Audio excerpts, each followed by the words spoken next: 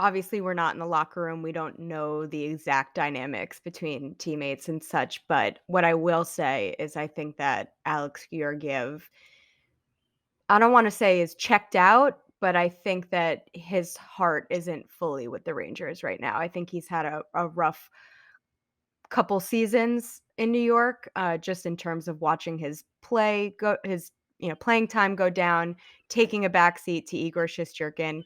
I think Alex Georgiev, I know Ron disagrees with me here, but I think Alex Georgiev could be a starter on some other NHL teams, and I think that he feels that way too. I know that Georgiev is a very confident.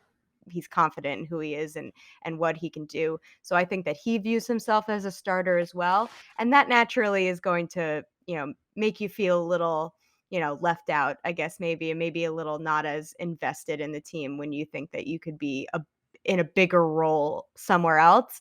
I'm not saying that Georgiev doesn't want the Rangers to win, isn't invested in the team, but I think that he's not as happy as he could be, and I think that that's what some people are seeing from an outsider point of view in terms of how he reacts to Shesterkin in the high five lines and stuff. So, but I wouldn't make too much of it. I think it's just a personal thing for Georgiev if I had to speculate. Yeah, I would say that I wouldn't make too much of it either, but I would make something of it. You just can't have any of that in the dressing room. And body Right. language tells you, yeah, there has been issues at different times. Now, I appreciate the fact that a guy is unhappy because he's not playing. I want a guy that wants to play. He wants to compete. He wants to start. He wants to play. I appreciate all that.